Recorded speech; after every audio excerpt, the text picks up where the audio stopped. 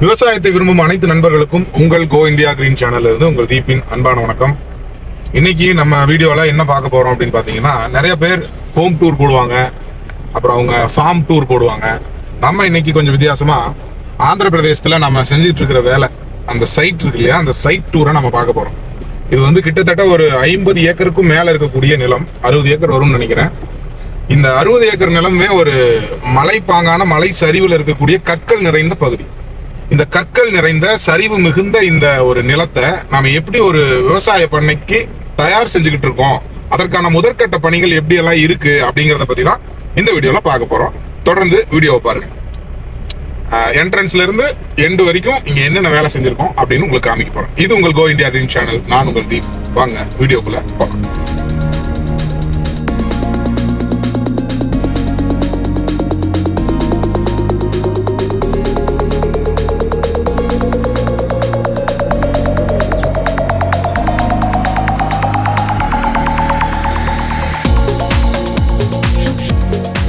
நம்ம கோ India green நிறுவனம் இது வரைக்கும் தமிழ்நாடு, கேரளா, கர்நாடகா, இப்போ ஆந்திரா எல்லா வகையான நிலப்பரப்புலையும் நம்ம வேலை செஞ்சுட்டோம். ஒரு விவசாய பண்ணையை வடிவமைக்கும் போது அந்த நிலப்பரப்பு எப்படி இருக்கோ அதுக்கு தகுந்தாப்புல தான் நம்ம வந்து வேலை செய்ய முடியும்.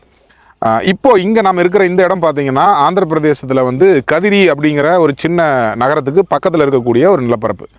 இங்கே வந்து பார்த்தீங்கன்னா எல்லா கிராமங்களுமே ஒரு மலை முகட்டு மேலே தான் அமைஞ்சிருக்கு. மலை முகடு அப்படின்னா ரொம்ப பெரிய மலையெல்லாம் இல்லை, அந்த கரடுன்னு சொல்லுவோம் இல்லையா தமிழில், அந்த மாதிரி சின்ன சின்ன பாறை குன்றுகள் மேலே தான் இந்த கிராமங்கள் அமைஞ்சிருக்கு.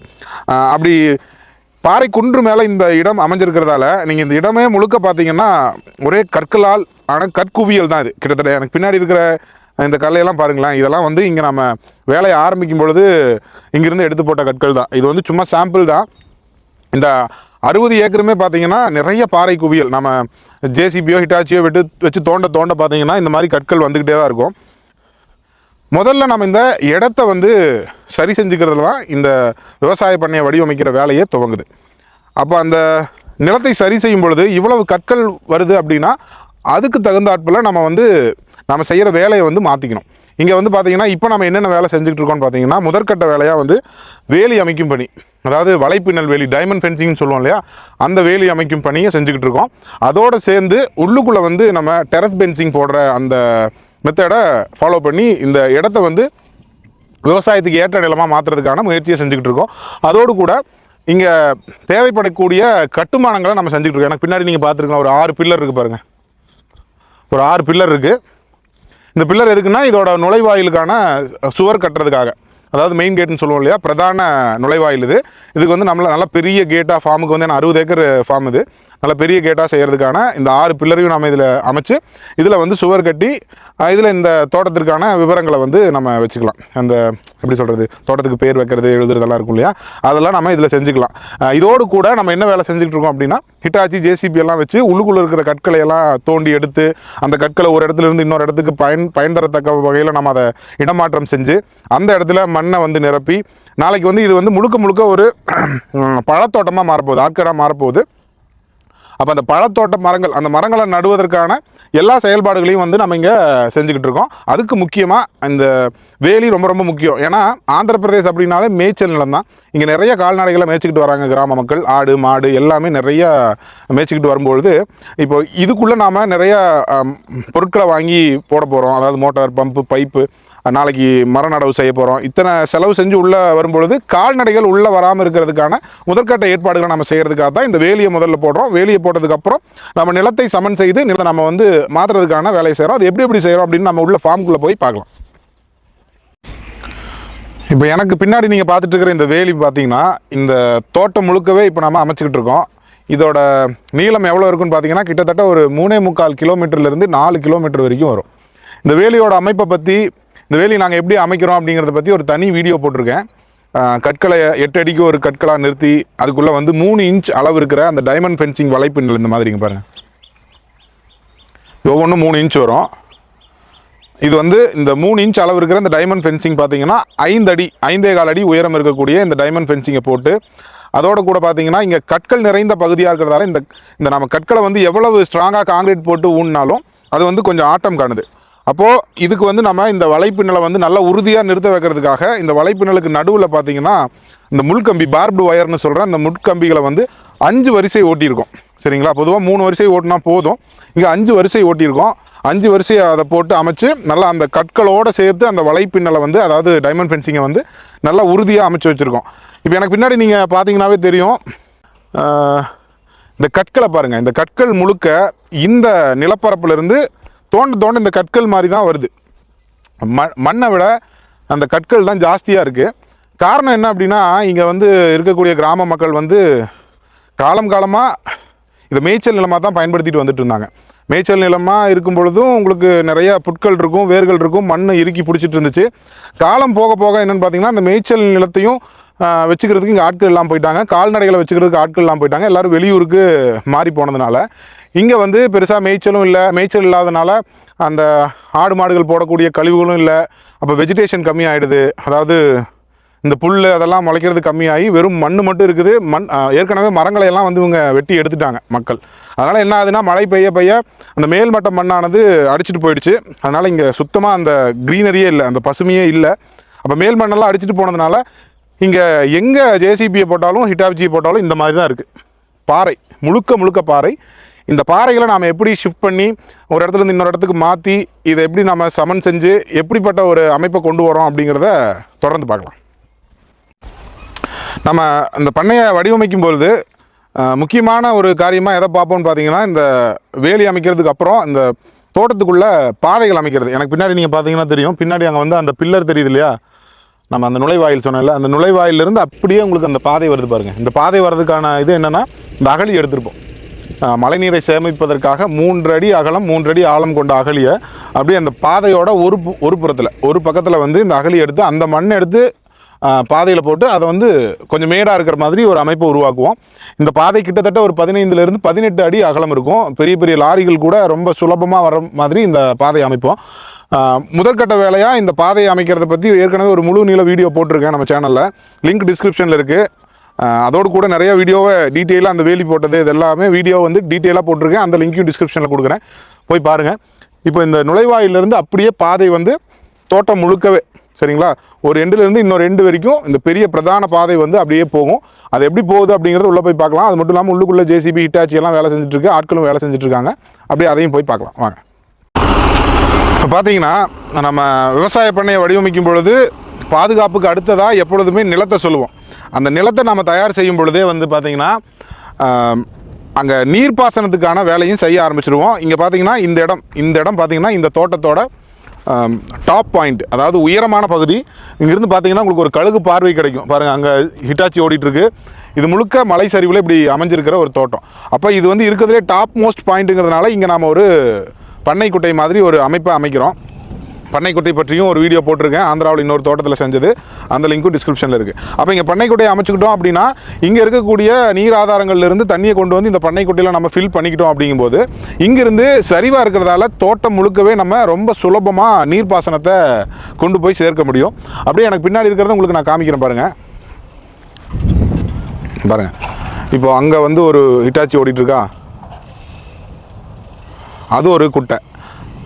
அந்த பண்ணைக்குட்டை வந்து ஏற்கனவே இயற்கையாக இந்த பகுதியில் அமைஞ்சிருந்த ஒரு குட்டை. அங்கேயும் நம்ம அந்த குட்டையை ரெடி பண்ணிகிட்ருக்கோம். இங்கே வந்து இருக்கிறதுலே டாப் மோஸ்ட் பாயிண்டில் வந்து நம்ம இங்கே ஒரு குட்டை அமைக்கிறோம். உங்களுக்கு இங்கேருந்து பார்க்க ரொம்ப சுலபமாக தெரியும்னு நினைக்கிறேன். இதுதான் தோட்டம். அங்கே பாருங்கள், அங்கே அந்த வேலி போகிறது உங்களுக்கு தெரியும் பாருங்கள். தெரியுதா உங்களுக்கு வேலி எப்படி போகுது பாருங்கள். இதோ வேலி இப்படி போய் 4 கிலோமீட்டர் இந்த வேலி அப்படியே சுற்றி வந்து, அது உங்களுக்கு இப்போ கண்ணுக்கு தெரியாது, ஏன்னா அந்த குட்டை, இதுதான் அந்த குட்டை, அந்த நேச்சுரலாக இருக்கிற பண்ணை குட்டை. இதை பற்றியும் ஒரு முழு நீள வீடியோ நம்ம சேனலில் போட்டிருக்கோம், இங்கே போய் பாருங்கள். இப்போ அப்படியே இப்படி சுற்றி வந்து இங்கே வந்துடும் பாருங்கள், அப்படியே போகும். ஆக்சுவலாக இந்த மாதிரி ஒரு நிமிஷம், இந்த மாதிரி நம்ம நிலத்தை வந்து முதல்ல நல்லபடியாக சமன் செஞ்சு வச்சுக்கணும். நிலம் சமன் செய்யப்பட்டதுக்கு அப்புறம் தான் நம்ம மற்ற வேலையெல்லாம் நல்லபடியாக பார்க்க முடியும். ஏன்னா நம்ம அவசரமாக பைப்லைன் போடுறது, நிலத்தை உழுகிறது, இந்த மாதிரி செலவினங்களை எல்லாம் நீங்கள் ரொம்ப அவசரமாக செஞ்சிட்டீங்க அப்படின்னா நிலம் சமமாக இல்லை அப்படிங்கும்போது ஒரு பெரிய மழை வந்துச்சுன்னா உங்களுக்கு வந்து எல்லாமே கொலாப்ஸ் ஆகிறதுக்கு நிறைய சான்ஸ் இருக்குது. நான் சொல்கிறது பெரிய அளவில் ஒரு விவசாய பண்ணையை வடிவமைக்கிறதுக்கான திட்டமுறைகள். சரிங்களா? இப்போ முதல்ல பாதுகாப்பை உறுதி செஞ்சுக்கணும். ஏன்னா ஆட்களோ கால்நடைகளோ வேறு விலங்குகளோ சொல்ல மறந்துட்டேன், இந்த பகுதியில் பார்த்திங்கன்னா மான்கள் ரொம்ப அதிகம். சரிங்களா? இது வந்து ஒரு மலைப்பாங்கான ஒரு நம்ம தமிழ் முறைப்படி சொல்லணும்னா இது வந்து ஒரு முல்லை நிலம். சரிங்களா? இங்கே மான்கள் ரொம்ப அதிகம். அதனால் அந்த மாதிரி கால்நடைகளும் உள்ளே வராமல் தடுக்கிறதுக்கு பன்றிகள் அதிகம் நிறைய இருக்குங்க. அந்த மாதிரி பாதுகாப்பை முதல்ல உறுதி செஞ்சதுக்கப்புறம் நீங்கள் கை வைக்க வேண்டியது நிலத்தில் தான். சரியா? நிலத்தை நீங்கள் சமன் செஞ்சதுக்கப்புறம் நீர்ப்பாசன வசதிக்கான அந்த ஏற்பாடுகளை, உட்கட்டமைப்பு ஏற்பாடுகளை நீங்கள் செஞ்சுக்கணும். இந்த மாதிரி பண்ணை குட்டையோ இல்லை டேங்க், வாட்டர் டேங்க் கட்டுறீங்களா, இல்லை வேறு எந்த மாதிரியான அந்த ஷீட்டு போட்டு ஒரு குட்டையை அமைச்சுக்கிறீங்களோ அதெல்லாம் உங்களுடைய வசதி. இந்த மாதிரி நீங்கள் அமைச்சதுக்கப்புறம் தான் நீங்கள் பைப்லைன் வேலையோ இல்லை மோட்டார் கொண்டு வந்து போடுறதோ இல்லை பிளான்டேஷன் போகிறதோ உழவு ஓட்டுறதோ இந்த மாதிரி வேலையிலலாம் நீங்கள் இறங்கணும். அதனால் இது ரொம்ப பிரதானமான ப்ரிலிமினரி ப்ராசஸ்ன்னு சொல்லுவோம் இல்லையா, அந்த மாதிரியான ப்ராசஸ் தான் நம்ம இப்போ செஞ்சுக்கிட்டு இருக்கோம். பாருங்கள், இந்த தோட்டம் வந்து ரொம்ப பெருசாக இருக்கிறதால இங்கே நம்ம வந்து இந்த லே அவுட்டை பிரிப்போம். நில அமைப்பு எப்படி இருக்குது, சரிவு எப்படி இருக்குது அப்படிங்கிறதுக்கு தகுந்த மாதிரி லே அவுட்டை பிரிப்போம். அந்த லே அவுட்டை எப்படி பிரிப்போம் அப்படின்னு மேப்பில் குறிச்சதுக்கப்புறம் இங்கே தோட்டத்தில் ப்ராக்டிக்கலாக எப்படி பிரிப்போம் அப்படின்னு சொல்கிறேன் பாருங்கள். இப்போ பாருங்கள், இது இந்த முட்டுக்கல் வச்சுருக்கு இல்லையா, இந்த முட்டுக்கல் வச்சுருக்கிறது தான் நமக்கு வந்து ஒரு இந்த மேப்பில் குறிச்சதுக்கப்புறம் இது ஒரு மார்க். இப்போ இந்த முட்டுக்கல்ல வச்சதுக்கப்புறம் இந்த கல்லில் இருந்து நேராக பாருங்கள், நான் இங்கே நிற்கிறேன், இந்த கல்லில் இருந்து அந்த எச்சில் இருக்கிற ஒரு கல் உங்களுக்கு காமிக்கிறாருங்க. இதே மாதிரி அந்த முட்டுக்கல் வச்ச ஒரு கல் தெரியுதுங்களா உங்களுக்கு? இதோ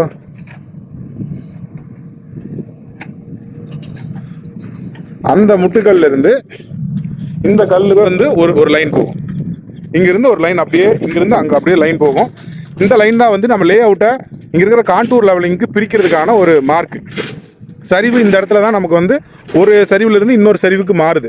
அப்போது இந்த கோடை வந்து நம்ம ப்ராக்டிக்கலாக போட்டதுக்கப்புறம் இந்த எப்படி சொல்கிறது, அது கற்பனை கோடுன்னு வச்சுக்கோங்களேன், அந்த மார்க்கை வச்சு தான் இந்த தோட்டத்தோட நிலத்தை வந்து நம்ம எந்த சரிவுலேருந்து எந்த சரிவுக்கு மாற்றலாம், எங்கெங்கே பண்டு போடலாம், அதாவது வரப்பு எங்கெங்கே வரப்பு கட்டலாம், எங்கெங்கே வந்து அகழி தோண்டலாம்.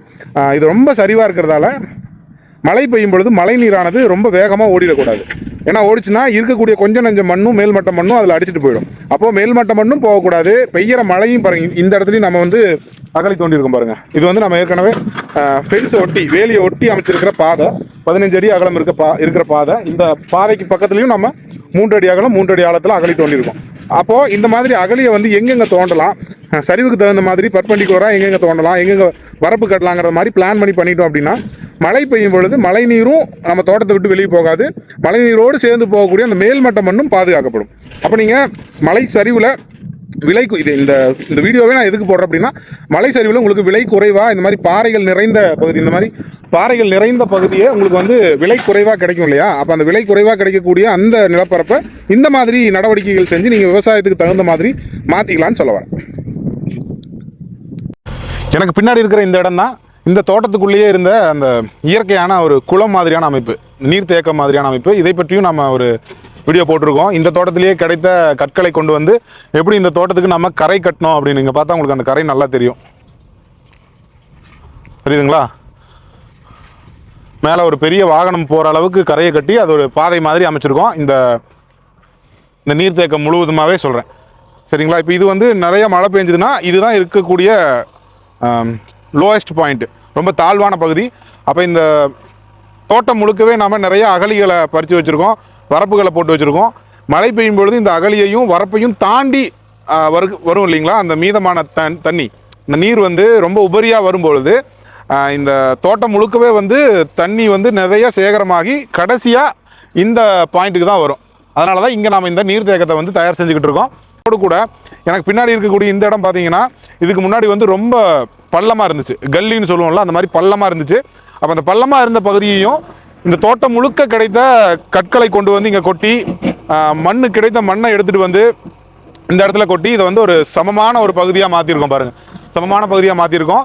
இங்கே வெறும் மரக்கன்றுகள் மட்டும்தான் நம்ம பயிரிடுறதால இங்கே எதிர்காலத்தில் வந்து நம்ம குழி எடுத்து மரக்கன்றுகளை வச்சு அதுக்கு தேவையான உரத்தை போட்டோம் அப்படின்னா வளர்ச்சி கொஞ்சம் மெதுவாக இருந்தாலும் கண்டிப்பாக இங்கேயும் அந்த மரங்கள் நல்லா வளர்ந்து நம்ம ஒரு பாப்புலேஷன், அதாவது பிளான்டேஷன் பாப்புலேஷனை அதிகம் பண்ணி நம்ம நிறையா உற்பத்தியை பெருக்கிறதுக்கான வாய்ப்புகள் அதிகமாக வரும். இப்போ நான் இந்த தோட்டத்தோட தாழ்வான பகுதியோட ஆரம்பத்தில் நிற்கிறேன். இப்போ இந்த தோட்டமானது நான் ஏற்கனவே சொன்ன மாதிரி மலை சரிவாக இருக்குது இல்லையா, அந்த சரிவு இயற்கையாகவே ஒரு இடத்துல வந்து தடுக்கப்பட்டிருக்கு. அந்த காலத்தில் இருந்த மக்கள் வந்து இங்கே மானாவாரி பயிர்களை அங்கங்கே விதைச்சிருக்காங்க.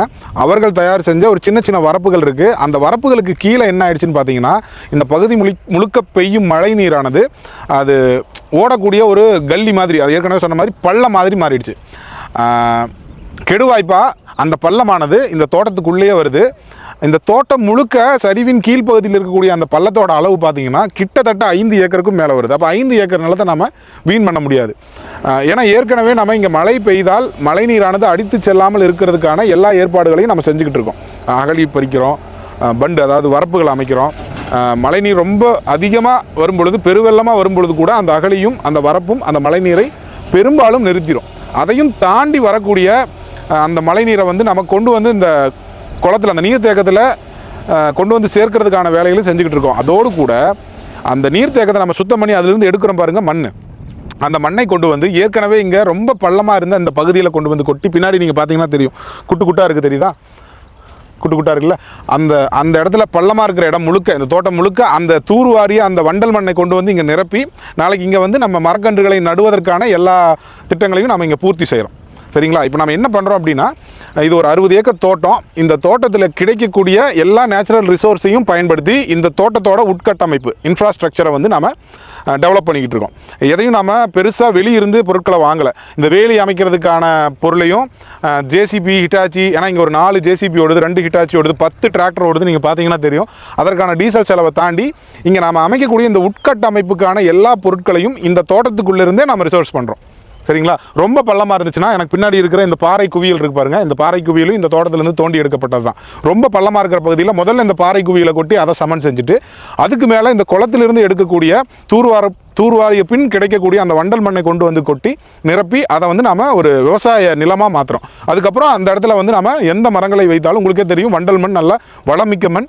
மரக்கன்றுகளை நடும் பொழுது அந்த சத்தே அதுக்கு போதுமானதாக இருக்கும், நல்லா வளரும், நல்லா நமக்கு அறுவடையும் கிடைக்கும். இந்த மாதிரி அமைப்பை தான் நீங்கள் வந்து செஞ்சுக்கணும். நான் ஏன் திரும்ப திரும்ப இதே கருத்தை வலியுறுத்திக்கிட்டே இருக்கேன் அப்படின்னா, எங்களுடைய கோ இந்தியா கிரீன் நிறுவனத்துடைய நோக்கமே பார்த்தீங்கன்னா, இந்தியா முழுக்கவே பசுமையாக இருக்கணும். அப்படி பசுமையாக இருக்கணும்னா வெறும் மரக்கன்றுகளை மட்டுமே நட்டு வளர்த்தால் அந்த பசுமையை நம்மளால் கொண்டு வர முடியாது.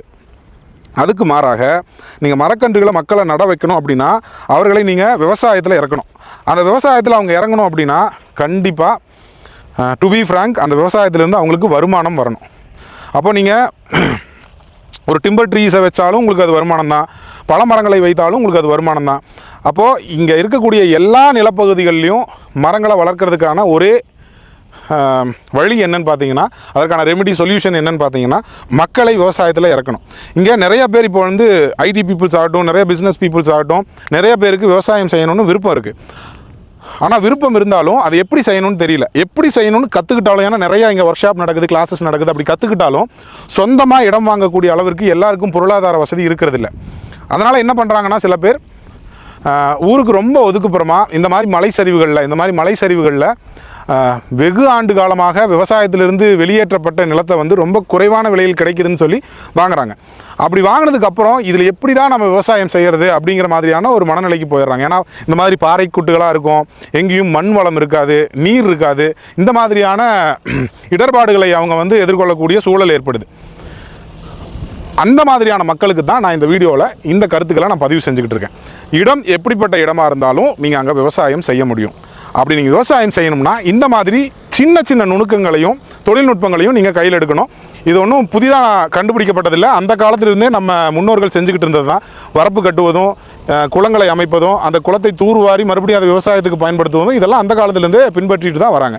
அதையே தான் நம்ம இப்போ கொஞ்சம் பல்காக ஹியூஜ் குவான்டிட்டியில் செஞ்சுட்ருக்கோம். இவ்வளோ மிஷினரிஸ் வச்சு, எக்ஸவேஷன் மிஷின்ஸை வச்சு நாம் இதை செஞ்சு கொடுத்துட்ருக்கோம்.